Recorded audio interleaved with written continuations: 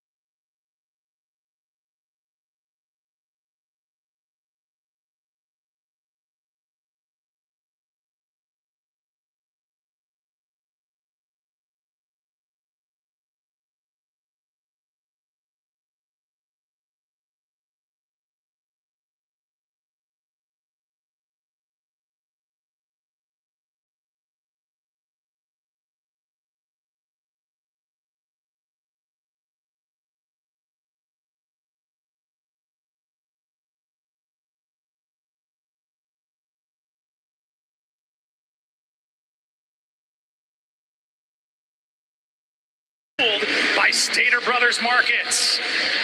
Number 9 on the Monster Energy Kawasaki. Beautiful green bike. Nice kit right there. We'll see what he can do with the whoops. Having no problem here. There's the exit. Nice, clean exit. When I mentioned Adam's grip strength issues, sections like that where he's hopping side to side, he's having to hold onto the motorcycle so tightly with both his knees and his arms to hold it straight.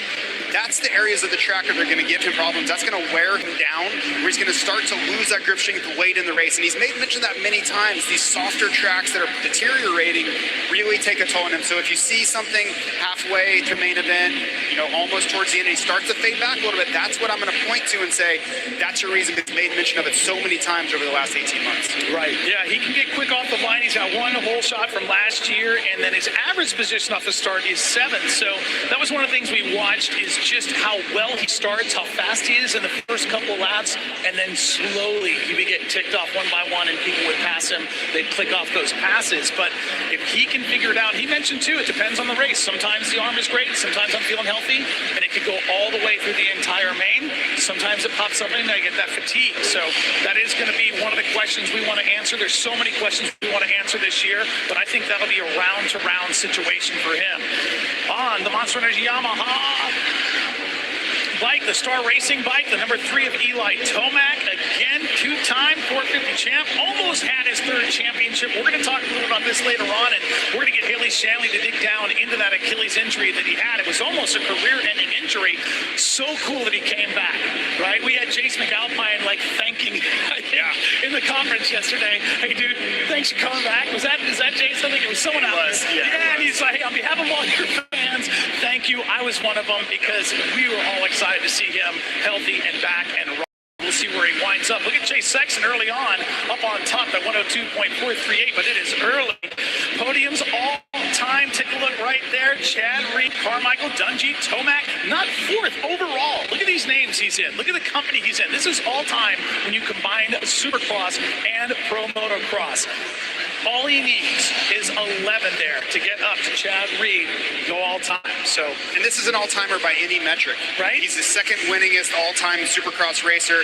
He has 2 championships now. You could argue that it could have been 3 last year with the Achilles injury. I don't care how you want to measure Eli Tomac. He is a legend in this sport, and we are all lucky that he decided to stick around. And that does bring up a point, man. You just never know. I think people like me, we figured Eli Tomac had it wrapped up in Denver. This is it. He's gonna. If he doesn't win it here in Denver, he'll be so far ahead by the time he gets to Salt Lake City. He can call it in. That's why they dropped the gate, man. If we could decide who won, we wouldn't even need to come here, right? But that's what makes racing so great. It's so unpredictable. It's so difficult. And remember, Eli didn't even crash. It was such a non-event, and he's out for the entire rest of the year. That is what the unpredictability of Monster Energy Supercross is. That's why we're so enamored with this sport. It's because we truly don't know what's going to happen. You're looking at the number 1 of Chase Sexton, but the number 1 so far this qualifying session is the 18 of Jet Lawrence up on top. Pretty tight right there, 0.3 of a second between the two, but it's early. We got 5 minutes, 30 seconds left in this first round of qualifying and a whole second round to go. So plenty of time, man, to work it out, to figure it out. And if you have an issue, you mentioned it before we started going on air. Hey, Chase can go back, get the mechanic, go back to FanFest, figure stuff out and come back. But right now, whatever it is, it's working good. We see a lot of mistakes. Chase Sexton made a mistake. Justin Barcia jumps off the racetrack. And all that tells me is the track's deteriorating. That rain that we got on Wednesday is really showing up. Even on Saturday, the track is breaking down, and these guys are trying to put in really fast laps, right? Which means they're on the edge of control. They're really pushing harder than they want to. So when you couple the edge of control with a rapidly deteriorating racetrack, you see mistakes, and we're watching it live right now. So this guy getting faster. Let's see, a 102.15. Get Lawrence on the Honda HRC cruising around, and what he did last year in Pro Motocross was unbelievable. If you don't know, I would be surprised, but if you're new to this sport, the number 18 on your screen right there on that Honda went undefeated in Pro Motocross, 22 motos in a row to be the full-time to do it, 3rd person to do it, and Ricky Carmichael and James Stewart. Those are some heavy names to have his name up there with. Well, to your point, if you didn't see it, go back on the Peacock archives and watch it, because it was truly poetry in motion. There were so many times last summer where my jaw was literally on the floor, and I was hoping they didn't come to me on camera because it would have looked ridiculous. I was completely blown away by the things that I was watching Jet Lawrence do. And already this morning, we had an untimed session earlier. He was so quick in it, and I was seeing him do things. He's truly an innovator in the sport. He's doing things, he's finding lines that other riders aren't. I think he sees the track differently than other riders do. And that's not something that's common. That is something only the best of the best in the history of the sport are able to do, is see a track differently. And just like that, Jet goes with a 101. And I think we might see a sub 1 minute lap from Jet. The track is deteriorating a little bit, as I mentioned. And remember, the second session this afternoon, the track will likely be the best. They'll come out with the bulldozers, they'll do some track maintenance. So even though these times are really quick. I think they may have a little bit more in the tank for later. Cool to see Cooper Webb there back on a Yamaha. He did really well in the 250s, couple of championships there. Went to 2 years on a Yamaha in the 450s, didn't go well. Gets on KTM, brings home 2 championships on the KTM, and now, I don't know if you guys saw it coming, but that was an odd switch in mid-season for him to go from KTM. He had won these 2 championships with over to a Yamaha. Yeah, there's a lot to a Yamaha. Absolutely, there's a lot to unpack. You have to remember when he was on the Yamaha 450, right after he moved up from the 250 class, that was a factory Yamaha effort, different personnel, different changes on the motorcycle. Now he's back to Monster Yamaha Star Racing, which is a completely different effort, right? Yes, Yamaha supports both teams, but the personnel, the people working on the chassis are very, very different. And I think that's what he was looking for. He wanted to get back to the effort where he won the 250 championships on Star Racing, and that's where he is. So regardless of how the results shake out, I think he's a happier racer, and I think you can see it by the smile on his face when he's walking around. He's truly happy to be here. How about Dylan Ferrandis, speaking of another bike change, and here's the 96. The bike change this guy did was going from a 250 to a 450.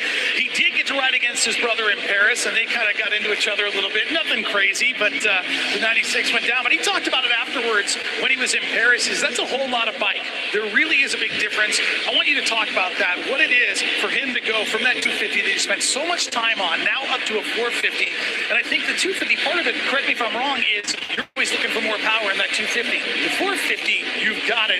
Be careful what you wish for. Absolutely, and you notice like in the whoop sections like that, when he gets a little bit out of shape, on the 250 you kind of hold it wide open and you're at the top of the RPM range. There's really not any power left to gain, so you're kind of just maintaining what you've already got. On the 450, when things get a little sketchy, if you grab a handful, you're going for a ride.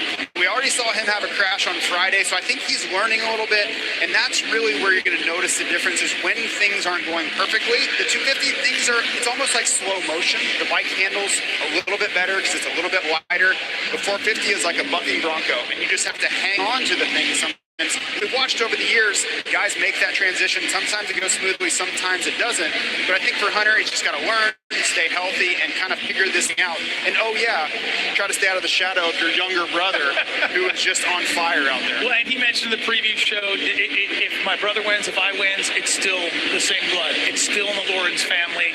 Dad's either Pops is stoked, Mom's stoked, brother, so everyone's happy. And, that's kind of his attitude. And I think in saying that, takes a little pressure off him, right? I think it's a blessing, right? Because Jet is this enigma that everyone wants. They're so enamored with, and he's larger-than-life personality, and he's grabbing all the headlines. And Hunter can come in a little under the radar, which sounds crazy because he won 2 championships last year. And for him to come under the radar as a 450 rookie on Team Honda as a 2-time champion in 2023 does not make any sense, only for the fact that his brother is such a superstar. So he comes in with a little less pressure. I think he can just focus on the actual racing instead of having everybody want a piece of his time the way that Jet does. Right now you're looking at the 27 of Malcolm Stewart on the Rockstar Energy Husqvarna. He has slid out, so a little bit of trouble, and that's kind of how the season started for him. He was great at qualifying, but then he would wind up crashing in the first 2 rounds, and ultimately training got hurt and had to walk away from the entire season, but he's back now.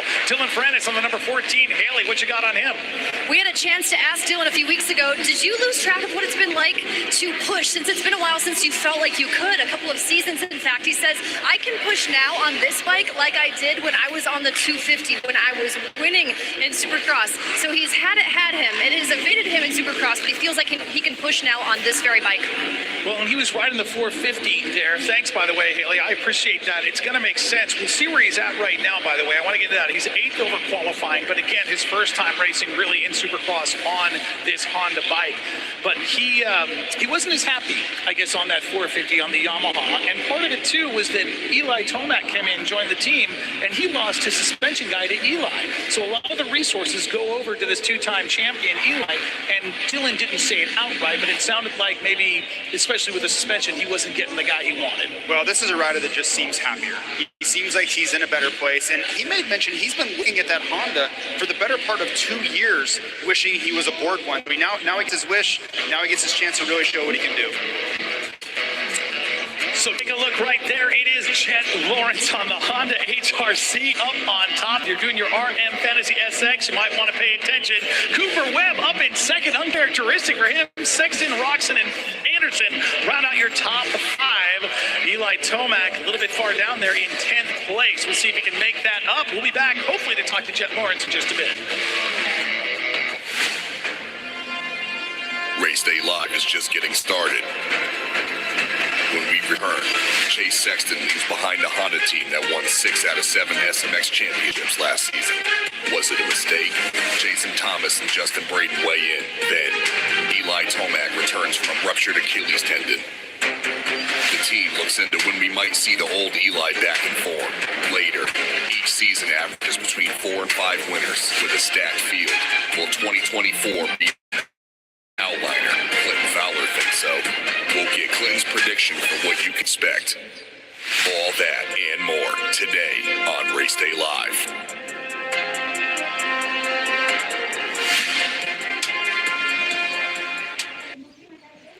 Hey, old man, where'd you buy that Mazda? What are you guys doing? We're just trying to figure out who this old guy is. You're asking the wrong question. It's not who he is, but how he got here. Wow, no way. Okay, that didn't really just happen. And that's how we got here. Okay, I guess he's pretty cool. Yeah, for an old guy.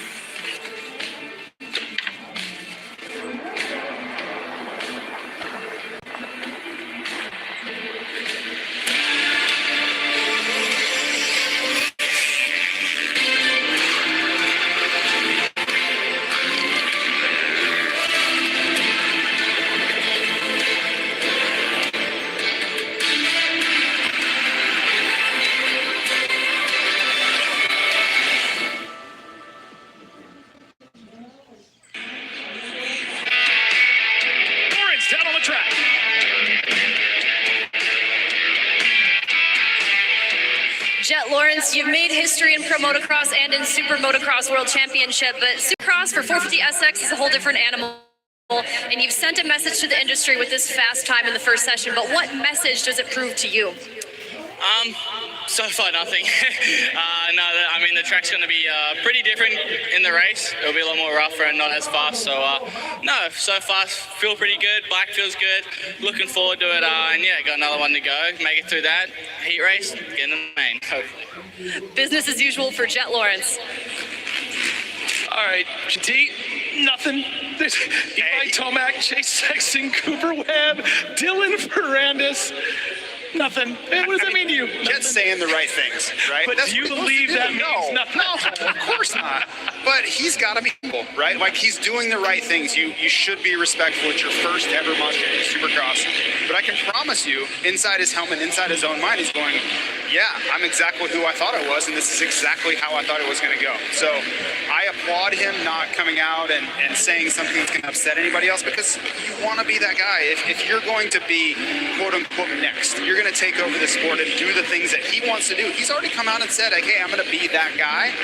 I think there's a lot to be said for him being humble and just letting it happen. Just become that guy. And he said the right things. Heat race next, main event. And if he, I can tell you what, though, if he rides like that, it's going to be a long night for everybody else. And there's going to be a lot of talking at the Fan Fest as they go back to the pits to work with their teams. Maybe not as much as the 18 as all the rest. Right now, you're looking The 111 and Jorge Prado coming all the way from Spain.